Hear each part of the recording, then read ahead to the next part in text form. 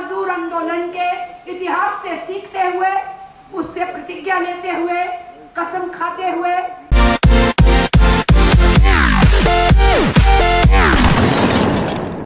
जैसा कि जिक्र हुआ, हमारे एकट्ठे बनने से पहले और बनने के बाद और आज तक बहुत से श्रमिकों ने अपनी कुर्बानियाँ दी हैं। इसलिए मैं उन सबको होमेज पे करती हूँ, श्रद्धासुमन भेंट करती हूँ इस मौके के ऊपर, जब हम 100 साल पहले सेंट्रल ट्रेड यूनियन का यहाँ पर मना रहे हैं। इसके साथ साथ कॉमरेड गुरुदास दास गुप्ता को श्रद्धासुमन भेंट करती हूँ। हमारे पूर्व महामंत्री, पार्लियामेंट में 25 बरस तक देश के गरीबों की, मजलूमों की, मजदूरों की आवाज़ उठाने वाले संसद में, उनका भी आज ही के दिन जब हम अपना ओपनिंग सेशन बॉम्बे में कर रहे थे, उस दिन ओपनिंग सेशन पे हम लोगों को खबर मिलती है कि वो नहीं रहे। तो ये उनकी पुण्यतिथि पहली है, फर्स्ट डेथ एनिवर्सरी उनकी है। और यहाँ जिक्र आया, श्रीमती इंदिरा गांधी का असैसिनेशन हुआ था, तो मार्टेडम हम कहेंगे, वो भी 31 अक्टूबर को हुआ। उनको भी हम याद करते हैं, उनको भी श्रद्धा सुमन भेंट करते हैं।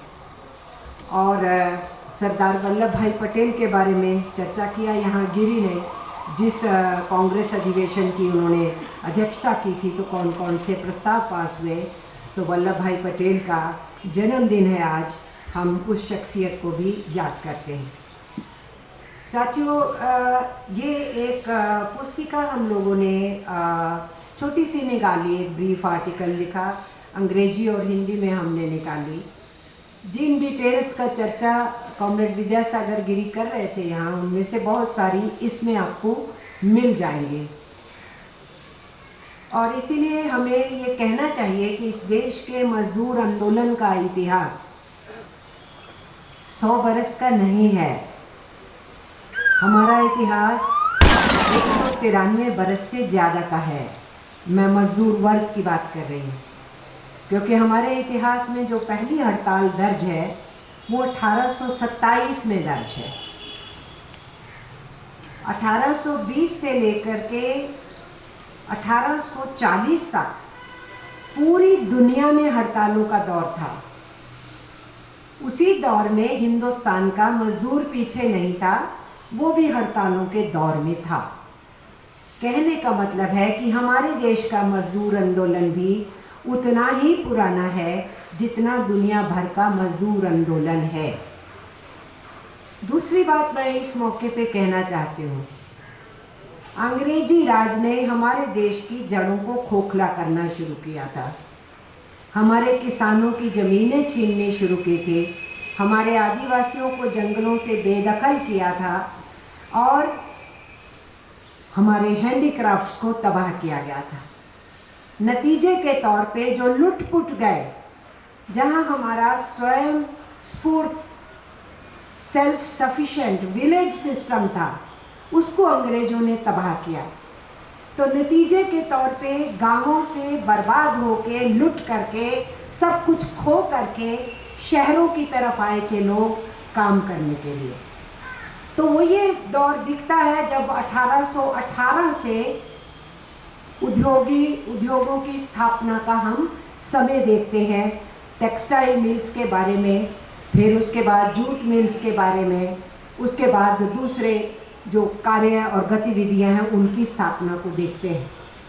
तो कहना चाहिए कि ब्रिटिश साम्राज्यवाद ने जो बर्बादी हमारे मुल्क को दी, उसके चलते हुए हमारे किसान, काश्तकार, हमारे हैंडीक्राफ्ट्स, वो सब तबाही के रास्ते पे आए।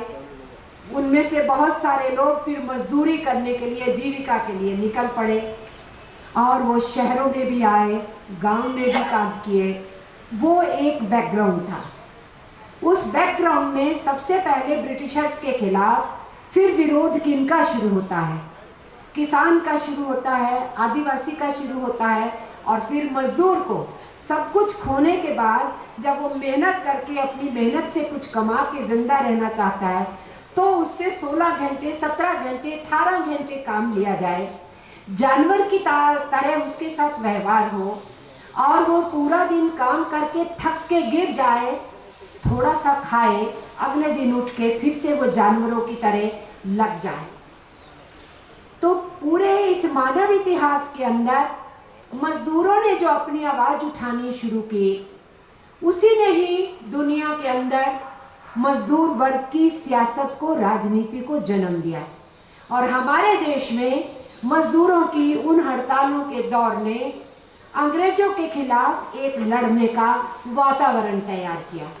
तो मैं कोई अतिशयोक्ति नहीं कर रही होंगी अगर मैं ये कहूँगी कि हिंदुस्तान में अंग्रेजी साम्राज्यवाद के विरुद्ध एक राजनीतिक पृष्ठभूमि बनाने का काम, उनके शोषण के विरोध करने का काम, उनके द्वारा लूटने और दबाने का जो दौर था, उसके विरुद्ध आवाज उठाने का और लड़ने का दौर, ये इस देश के मजदूरों ने शुरू किया। और हम जानते हैं 1857 में पहला स्वतंत्रता संग्राम हुआ। उस स्वतंत्रता संग्राम को कुचल दिया अंग्रेजों ने। तो जब उस किस्म का वातावरण था, जब सबको कुचला गया, तो फिर से अलग किसने जगाए, फिर से रोशनी किसने दी, फिर से किसने ये उम्मीद पैदा की कि नहीं हम लड़ेंगे, फिर से मजदूरों ने की। और तभी हम देखते हैं कि 1862 से लेकर के हड़तालों का दौर फिर से इस देश में शुरू हो जाता है।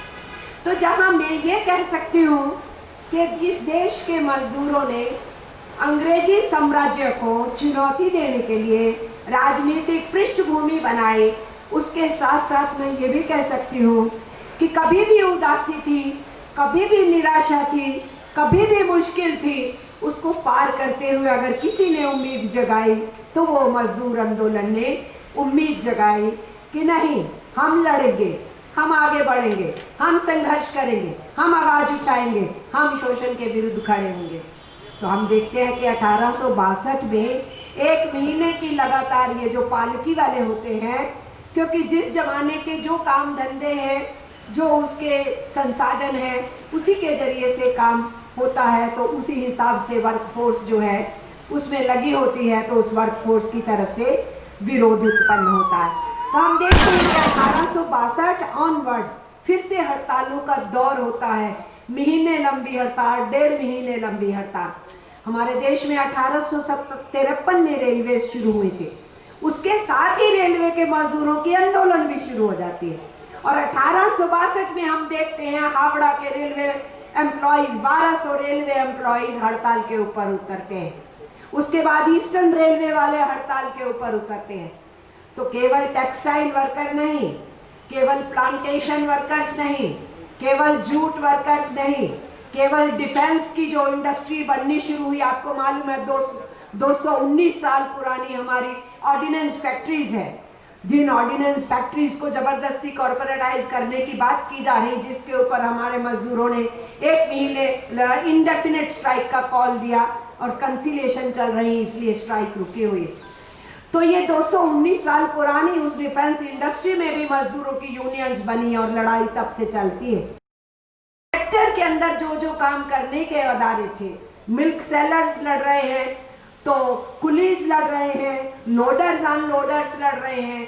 कोई ऐसा काम जो होता था, उसका जो वर्कर था वो अपने शोषण के विरुद्ध आवाज उठाता था, काम के घंटे सुनिश्चित करने की आवाज उठाता था, काम के पूरे दाम मांगता था, काम के स्थान पे सुरक्षा मांगता था, और अपना आज और अपना भविष्य सुरक्षित हो, उसके लिए सामाजिक सुरक्षा की बात करता था।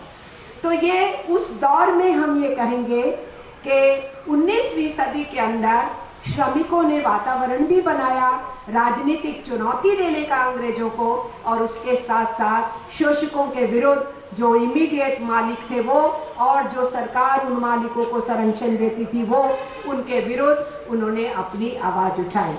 उस बैकग्राउंड के अंदर हम देखते हैं कि AITUC का इतिहास 100 बरस का नहीं, हम कहेंगे 100 बरस तो इसके गठन को हुए, इसलिए इस संगठन का इतिहास हम कह सकते हैं कि वहाँ से शुरू होता है, लेकिन मजदूर वर्ग का इतिहास 19वीं सदी से शुरू होता है। और फिर हम ये देखते हैं कि 1890 से लेके 1900 तक ये जो दौर है, इसमें फिर से आपको बहुत हड़तालों का दौर देखने को मिलता है, संघर्ष का दौर देखने को मिलता है। और उस बैकग्राउंड में जब 20वीं सदी शुरू होती है तो 20वीं सदी के अंदर जन आंदोलनों, एजिटेशंस और स्ट्राइक का दौर और यूनियनें बनने की प्रक्रिया शुरू होती है।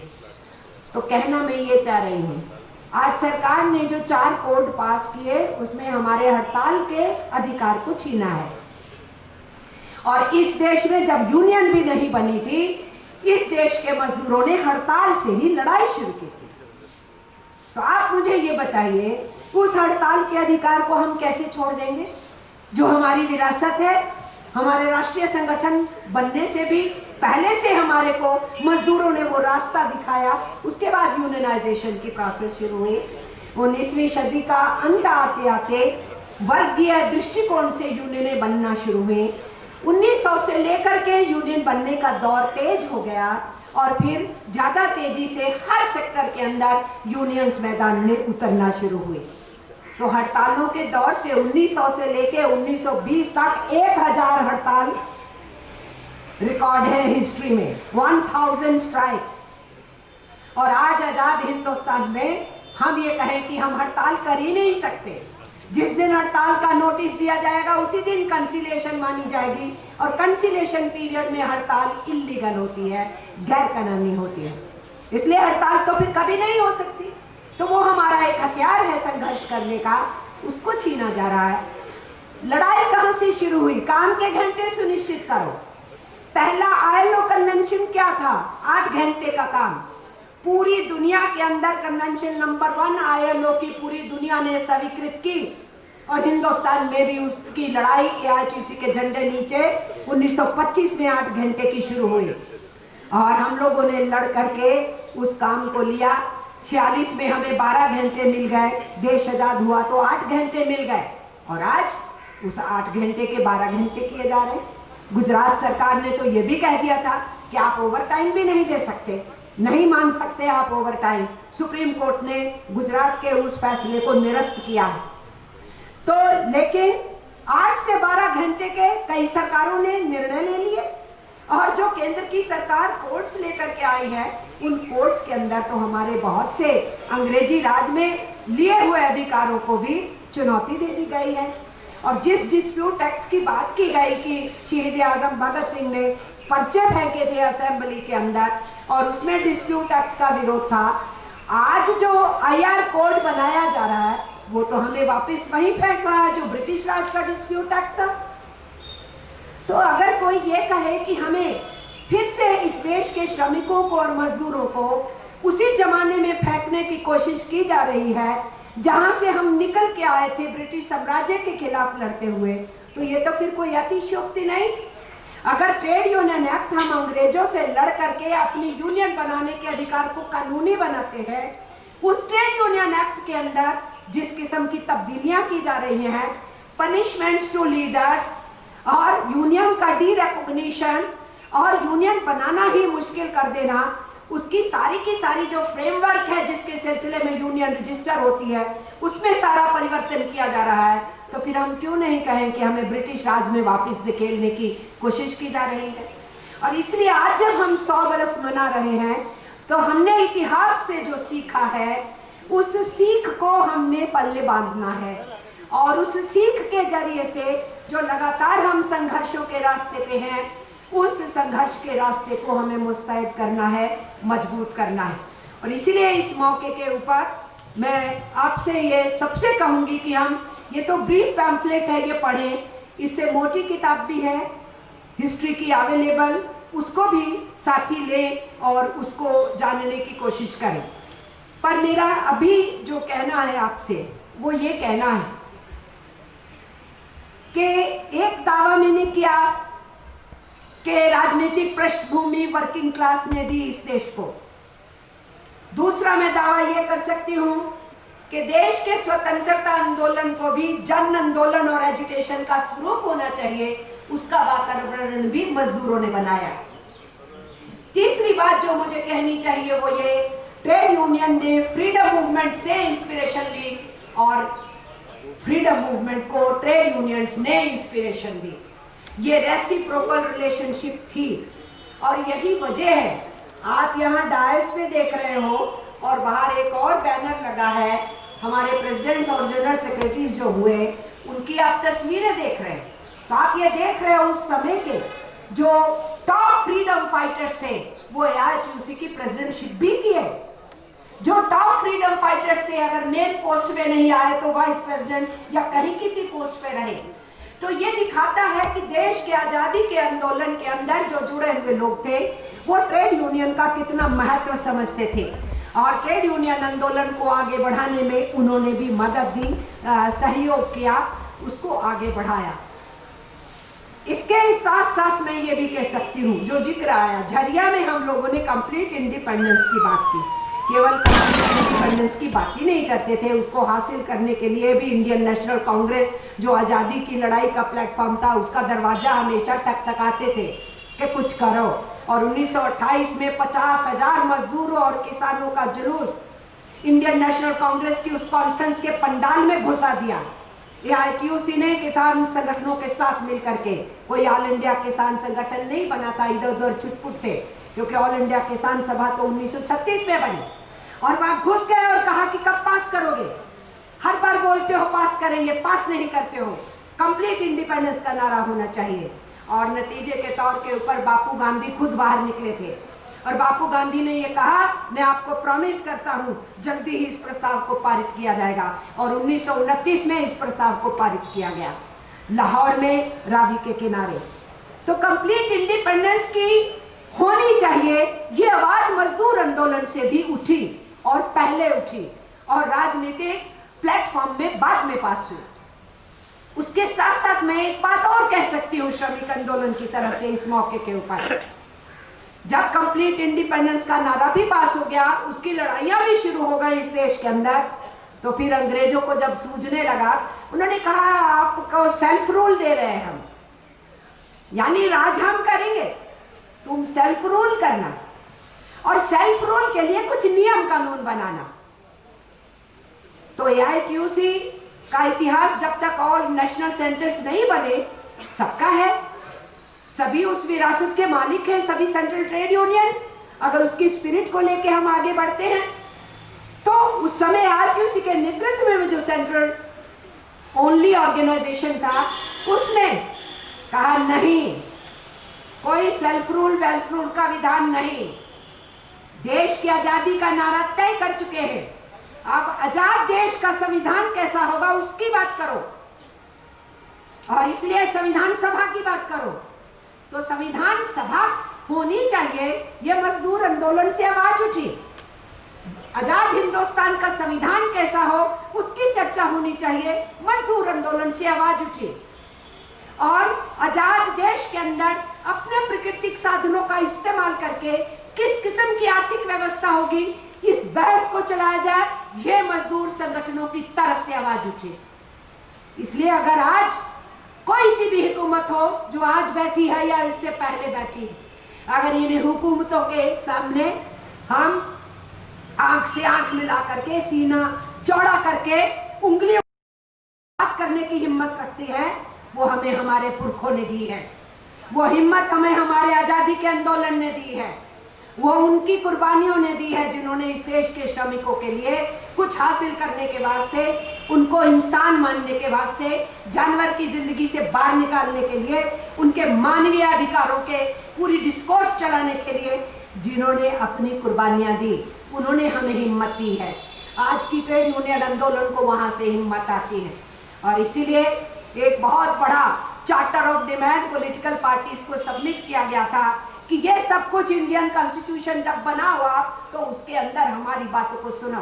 तो आज अगर इंडियन कॉन्स्टिट्यूशन में हमारे अधिकार लिखे हैं, right to association, freedom of association, equal pay for equal work, maternity benefit, living wage और बच्चों का पाठशाला में होना और काम के स्थान पे नहीं होना, ये सब कुछ अगर वहां पर आज लिखा हुआ है तो वो इस देश के मजदूर आंदोलन ने अर्जित किया है, वो हमने जीता है, वो हमें किसी को तश्तरी में नहीं मिला है। इसलिए इस बैकग्राउंड के अंदर जब हम AITUC के 100 साल मना रहे हैं और AITUC के बनने से पहले के मजदूर आंदोलन जिसने पृष्ठभूमि बनाई और AITUC बना, उन सबको प्रणाम कर रहे हैं, सलाम कर रहे हैं, उनको होमेज अगर दे रहे हैं, तो आज के मौके के ऊपर जो हमारे सामने चुनौतियां हैं, उन चुनौतियों का मुकाबला करने के लिए हम तैयार होंगे। आज मैं और कुछ ज़्यादा नहीं बोलना चाहती हूँ, ये बैकग्राउंड में कहना ज़रूरी था कि 100 साल के इतिहास में हम ये 100 ईयर्स मना रहे हैं। हमारे जो सेंट्रल ट्रेड यूनियंस हैं, हम सब मिलकर के लगातार 2009 से प्लेटफॉर्म बनाए, उससे पहले भी लड़ते थे। आप बाहर एग्जीबिशन देखोगे तो जॉइंटली पहले भी इशू टू इशू हम लोग इकट्ठा होकर लड़ते थे। पर ये एक पॉजिटिव है कि 11 बरस से हम प्लेटफॉर्म ऑफ ट्रेड यूनियंस के नाम पे एक साथ लगातार चार्टर ऑफ डिमांड अपना बना करके हम लड़ पा रहे हैं।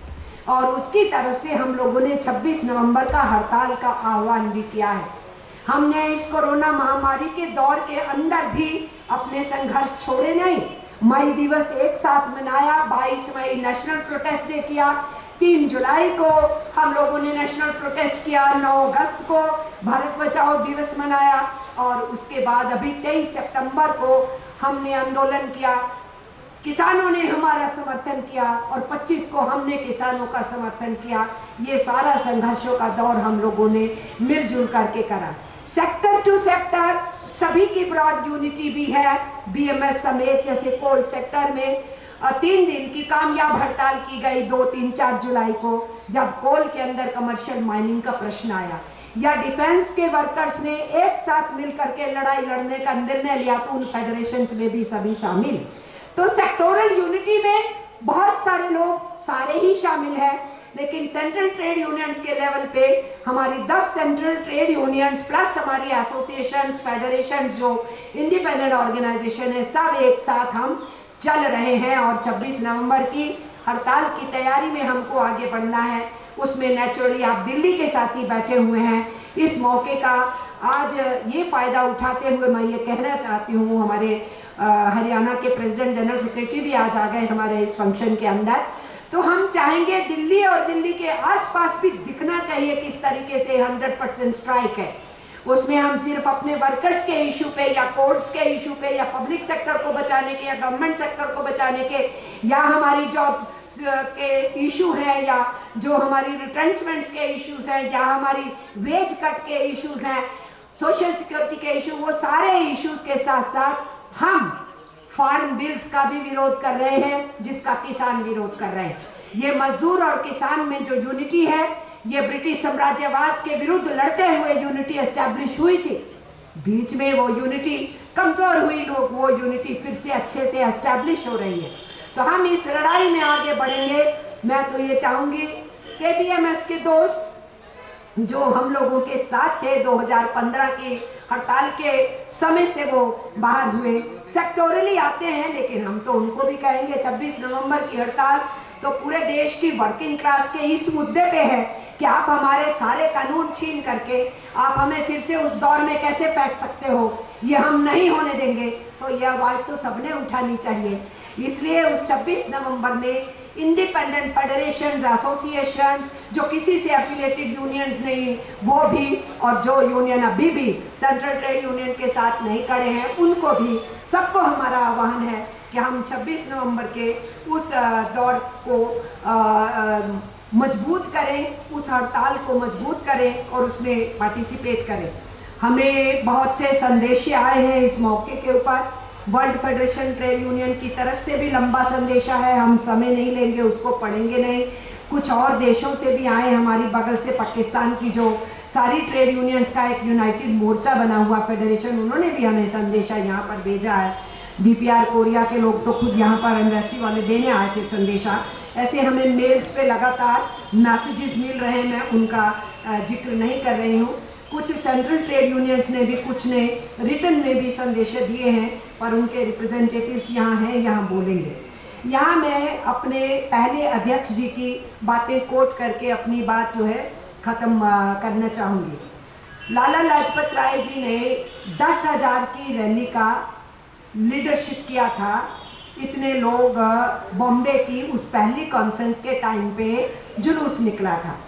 उस स्ट्रॉन्ग रैली को उन्होंने संबोधित किया था और फिर उन्होंने कॉन्फ्रेंस में जो उद्घाटन भाषण दिया था, उस उद्घाटन भाषण में जो उन्होंने कहा, हमने इसमें प्रोड्यूस किया है अंग्रेजी की किताब में और ये हिंदी में उसका तर्जुमा पेश किया है और ये आज के हालात के लिए बहुत रेलेवेंट है, इसलिए हमने यहाँ रखा। वो फाउंडिंग प्रेसिडेंट थे और बहुत ही आदरणीय स्वतंत्रता सेनानी थे। उन्होंने कहा कि तीन उन्होंने अपने अध्यक्षीय भाषण में 3 बुनियादी बातें उन्होंने कही। उसमें पहली थी वर्गीय दृष्टिकोण। उन्होंने कहा संगठित पूंजी ने कई पुरानी सभ्यताओं को तबाह किया है, धर्मों को गुलाम बनाया है, विज्ञान को जंजीरों में जकड़ा है तथा प्रकृति व मानव ज्ञान की शक्तियों को गुलाम बनाया है। मानवता इसकी बंधुआ गुलाम है। ये ऑर्गेनाइज्ड कैपिटल की बात हो रही है, संगठित पूंजी, सरमाया। मानवता इसकी बंधुआ गुलाम है। सैन्यवाद और साम्राज्यवाद, सैन्यवाद मीन्स मिलिटरिज्म, सैन्यवाद और साम्राज्यवाद पूंजीवाद के जुड़वा बच्चे हैं। जब हम कहते हैं ना कि ये युद्ध की बातें करते हैं और ये साम्राज्यवाद, ये इसी पूंजीवादी ऑर्गेनाइज्ड पूंजी के जुड़वा बच्चे हैं, ये कहा लाला लाजपत राय ने। और उन्होंने कहा वे तीनों एक हैं, यानी ऑर्गेनाइज्ड कैपिटल, सैन्यवाद और साम्राज्यवाद, ये तीनों एक हो जाते हैं।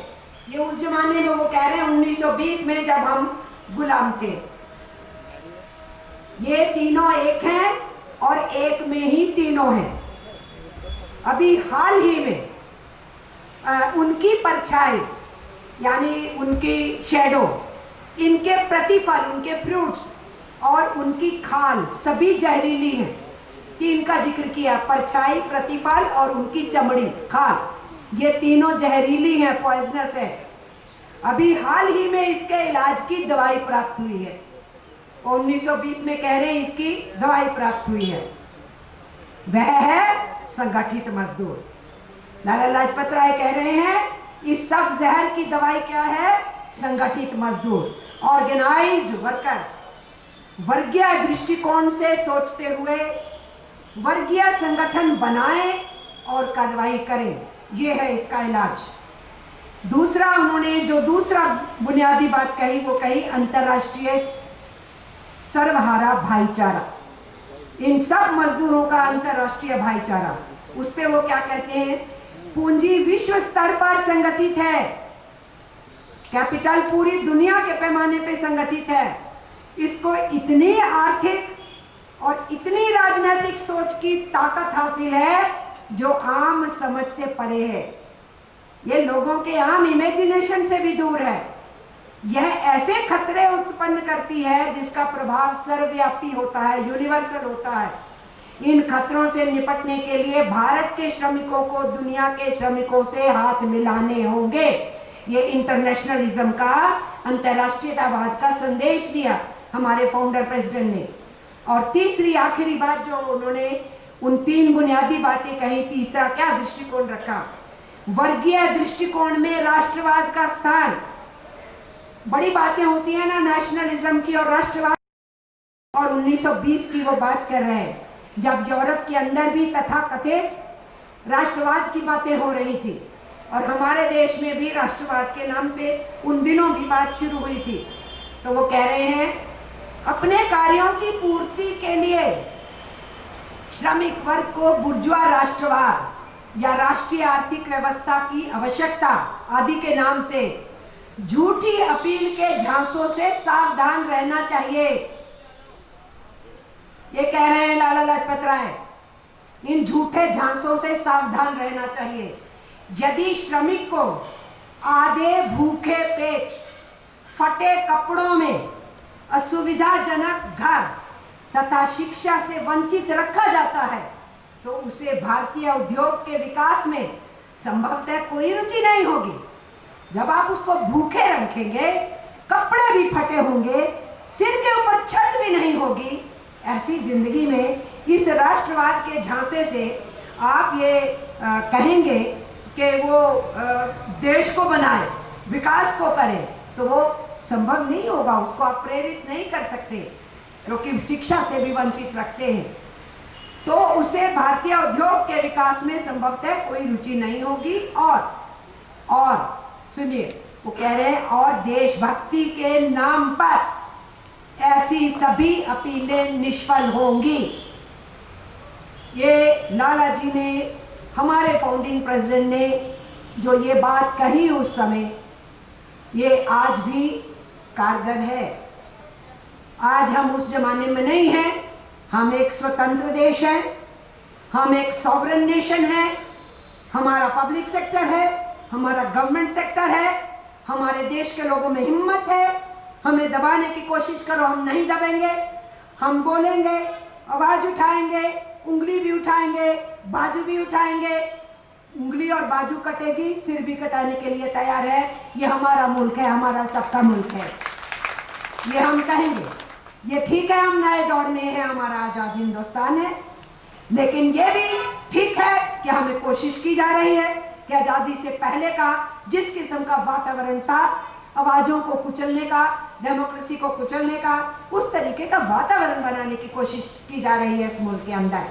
पर ऑप्टिमिज्म चाहिए, निराशावाद की कोई गुंजाइश नहीं है, आशावाद चाहिए। और इसलिए याद रखें, AITUC का जो कॉन्स्टिट्यूशन अडॉप्ट हुआ, उसमें लिखा था राइट टू डिसेंट। हमें भिन्न राय रखने की अधिकार है, right to freedom of expression. हमें स्वतंत्र अभिव्यक्ति की आजादी चाहिए, उसका अधिकार है। उसमें था राइट टू डेमोक्रेसी। हमें जनवाद का अधिकार है, वो हमारा राइट है, उसको हम डिफेंड करेंगे। तो वर्कर्स की काम के घंटे, उसका वेतन, उसकी जॉब सिक्योरिटी, उसके लिए पेंशन, महिला के लिए मातृत्व लाभ, बच्चों को लिए पाठशाला, वो सब कुछ लिखा था उस कॉन्स्टिट्यूशन में। पर मैं इन 3 बात का विशेष जिक्र कर रही हूँ, ये उसमें लिखा था। और उसी में लिखा हुआ है, अपने देश के प्राकृतिक साधनों का इस्तेमाल करके अपने भारत का निर्माण करके अपनी समस्याओं का हम हल करेंगे। ये कॉन्स्टिट्यूशन में ऑब्जेक्टिव्स लिखे हुए हैं। और इसीलिए मैं ये कहना चाहूँगी साथियों कि आज हमारी, जो मैंने आखिर में कहा, वो हमारा हक, हमने तब आवाज उठाई थी, कॉन्स्टिट्यूशन में हक लिया था। और आज कोई कॉन्स्टिट्यूशन को तोड़ा मोड़ी करके हमारे उन अधिकारों को छीने, तो ये हमारी रगों में नहीं है, ये ट्रेड यूनियंस की रगों में नहीं है। हम अपने मजदूर आंदोलन के इतिहास से सीखते हुए, उससे प्रतिज्ञा लेते हुए, कसम खाते हुए ये अहद लेते हैं। आज के इस मौके के ऊपर, जब हमारे 100 वर्ष एक पहले राष्ट्रीय संगठन के पूरे हुए हैं, तो हम ये अहद लेते हैं, किसी भी सूरत हाल में हम अपने आज के श्रमिकों को निराश नहीं होने देंगे। हम मुस्तैदी से लड़ाई लड़ेंगे और आगे बढ़ेंगे। 26 नवंबर की हड़ताल की तैयारी में हम लोग आज के बाद बहुत तेजी से जुट जाएंगे।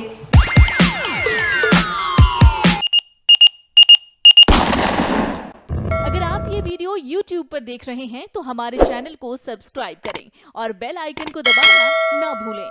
अगर आप Facebook पर ये वीडियो देख रहे हैं तो हमारे पेज को लाइक करें।